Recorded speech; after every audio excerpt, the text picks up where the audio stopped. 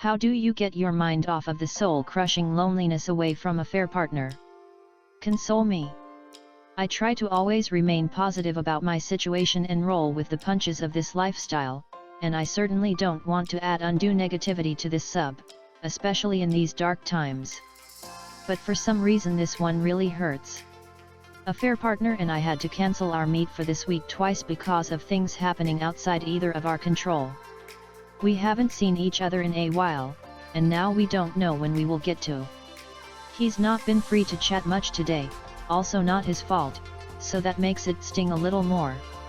I'm just super effing bummed because I miss him a lot. Sigh. Well, at least I don't have to shave my legs. Reply. I haven't seen my affair partner since the end of February. I am anxious and annoyed, but what keeps me going is knowing that we're both healthy and doing well. You guys didn't break up. You still want to see each other, so you will when the time is right. Remember, it can always suck more. Reply. February was our last alone meetup. We had planned one in March before all the COVID shutdowns, but he had to cancel. During the stay-at-home times we basically went to a platonic friendship only because his significant other was literally over his shoulder at any given time. He tried by staying up late sometimes, or sneaking something here or there, but overall it was rough. She went back to work a few weeks ago and I had hoped we'd be able to meet up by now, but then he lost his job and his mental state kinda tanked for a bit. Every week we hope this will be the week. Still nothing. Not trying to add to the negativity. Just to say you are 100% not alone. Hopefully things will level out and you two can get your meet up soon. Reply. Drink. Just kidding. Maybe. He just won't let go. Had an affair with my boss for a couple of years 5 years ago. He is my age and married. I am married also. It was pretty much no strings attached. Neither of us ever considered leaving our significant others, so we never had to worry about that conversation. To this day he texts me or stops into my office almost every single day asking when we can rekindle. It's been 5 years since our last tryst. Honestly, I stopped because I just don't have a libido anymore. The XX was good, better than what I got at home, it was just a pain to plan it. I have told him it's not gonna happen. He's not pushy, just persistent.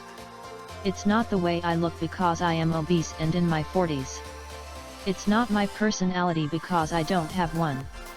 I'm pretty much a Karen, always bitchy and angry. Just food for thought if you decide to go down that road. Sometimes they don't let go. And sometimes you will never know why. Anyone have any ideas why? Reply. I bet it would be easier to get him off her back if she went the opposite direction. Personally, I would love to start our affair back up, but I want it to be totally legit. I'll tell my spouse tonight and you tell yours, etc. Bet he'd soon run for the hills. Reply. LOL. He might say yes and dump his wife.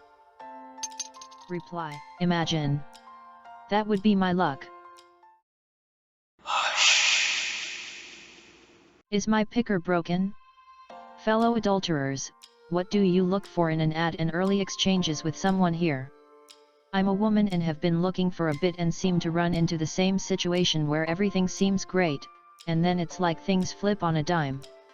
Usually I'm most attracted to well-written posts/exchanges that are not purely sexual. I've had several that either devolve into the other person revealing an extreme kink that I'm very much not into, haha, or it becomes apparent they are just having conversations with multiple people and lose track of who they are talking to. So suddenly they are repeating stories or asking questions that don't pertain to me. Definitely a turn off for me. It got me thinking that I may be looking for the wrong thing. Maybe the slick ads or early responses are a red flag. Help. Reply. My search this go around has been all sorts of screwy. And not in a good way. Terrible convos, flakers, time wasters, strange kinks that make me question their humanity, and guys that make me cringe. Dear God, help me find a good lover. I understand. Reply. Haha. I don't think God will help. Reply. Yet, probably not. Does it work out? I, married female, have been seeing affair partner since October. We have known each other about a year prior to that. We have spent so many days and evenings together. We have an emotional connection, meaning we've actually only had XX a handful of times. We have companionship. He told me he loves me today. I am married and he has had a girlfriend for over a year. My husband and I have been married for 12 years, and I got married because it was what you are supposed to do. We had 3 kids because in my mind that's what you are supposed to do. I know my husband loves me unconditionally, but I do not love him the way he loves me. I'm afraid to leave and hurt him. Had anyone ever had an affair partner actually work out? I didn't mean for this affair partner to turn into something. Reply. There have been some success stories on this sub, but that's not the norm. Since you've only been together since October, I wouldn't make any moves right now. Maybe talk to your affair partner to see where his head is, and don't leave your husband unless you would leave him, even if you end up alone. Reply. Well, it sounds like you have a great husband, and you are about to reward him for what might be ultimately his poor choice in a spouse. How do those stories generally end? Sleepovers with affair partner. I swear I go back and forth on how I feel about this lifestyle sometimes. Anyways, affair partner is gonna spend 2 days with me for my birthday. This isn't the first sleepover. We've had them plenty. It's so nice being able to cuddle up with each other, but I do often feel as though his wife has to have some inkling. I don't think he's concerned, but I do worry about that sometimes. Who here has spent nights with affair partner? And what's your excuse? I'm just curious. Reply. Yeah, sleepovers are the holy grail of affair partner relationships. When I get an affair partner who is available for such things, I'll be sure to capitalize on the opportunity. Reply. One time significant other was traveling for work. Another time I left the state to visit family, and I actually did visit family while I was there, without AP. I can't wait for the next chance. Spending an entire night and being able to wake up next to him was an amazing feeling. Reply. Not an option, unfortunately. Dear lurkers and trolls, this is why I don't feel bad. Every so often, a post gets through that's, how could you, or what about the guilt? I have zero guilt. None. Everyone is different, but let's lay it out. My husband is a miserable Richard. He is never happy, and even if I, or the kids, do something nice for him, it wasn't enough. He cannot just let us live. We go for walks and he gets mad at our 4-year-old for smelling flowers. We had nowhere to be, it's just a walk. But he wanted her to keep walking anyway. He expects full obedience and compliance at all times. He walks around the house barking orders at everyone. He is so full of contempt he can't even look me in the eye without furrowing his brow and scoffing. Have you ever had someone so annoyed with your existence that they literally cannot contain it? For the reasons named above, I cannot divorce him right now. I spend most of my day tiptoeing around him, putting out fires, and acting as a referee when, shocker, our 1-year-old isn't listening to directions. I don't want to think about how he would be if he had them alone 50% of the time. So I stay to make sure my children get shown unconditional love every day. I have tried couples counseling on 4 separate occasions.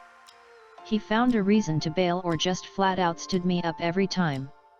The last time, he said, "Why should I go to therapy when you're the one with the problem?" Never trying it again. I have tried having adult discussions. I've tried telling him how I feel. I've tried crying, I've screamed, I've broken down completely. Nothing. He once threatened to kill himself if I try to leave. He threatened to turn the kids against me. He physically blocks me from leaving the house when I'm mad. He admits he knows what he does, but it makes him feel good when I'm crying. He actually said to me, I think I might be a sociopath with dead eyes. I don't think I need to go too far deep into our XX life for you to get the idea it's not exactly loving and full of passion. He sleeps on the couch every night. I never asked him to. He just can't be around me. And frankly, at this point I'm real good with it. There is more than one way to break a marriage vow. We vowed to be each other's support system, to be there to lift each other up and be partners in life. We vowed to make each other laugh and feel loved every day. He stopped doing that years ago. He broke our vows first. I didn't marry this man. I tried to repair it, I really did. I did everything I could do, but you can't force a person to see themselves and change. I'll divorce him, absolutely. The idea of another 50 years of this is effing unthinkable. But now is not the right time. I'm getting my things together. I have an exit strategy. But why the hell should I have to take the high road and be miserable while I wait? What good does it do me to be the bigger person? What do I owe him anymore? After he assaulted me and pushed me and rolled his eyes at my despair? Am I supposed to just lie down and let the misery wash over me because it would make other people feel better about it? No. F that. I deserve to feel a bit of happiness. I deserve to feel wanted. I deserve to be touched. Reply. Wow, that was quite a write-up. It struck several similarities with my marriage, though I don't think my wife compares anywhere near your significant other. I do know there are many options for women in abusive, physical or mental, relationships, and I hope you're looking into them for you and your children's well-being.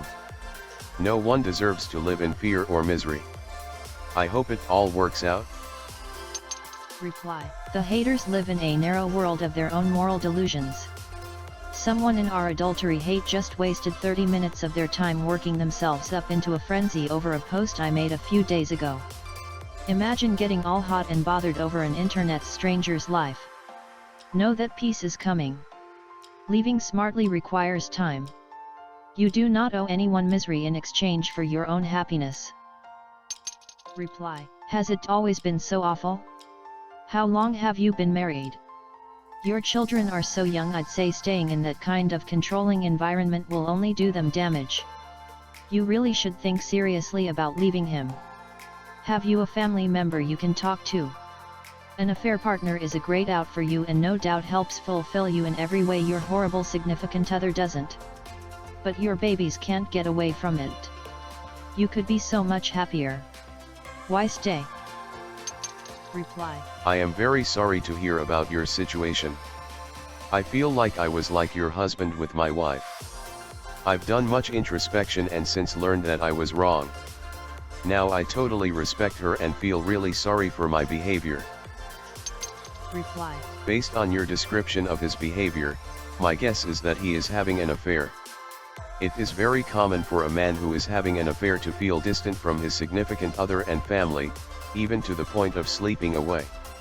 It is a combination of guilt, subconscious self-loathing, and anger. At this point, as I see it, you have two choices. First, you can stay in the marriage for the sake of your kids, or you can leave him.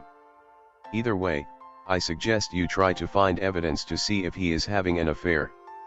Once you get the evidence, your choices will have more meaning. Ultimately though, you deserve to be happy. If he is not giving you what you want, you should have an affair too. Reply. You sound like a female version of me. Wish you well.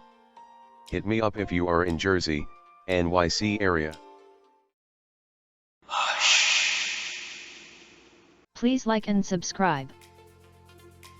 Please give your 2 cents in the comments below.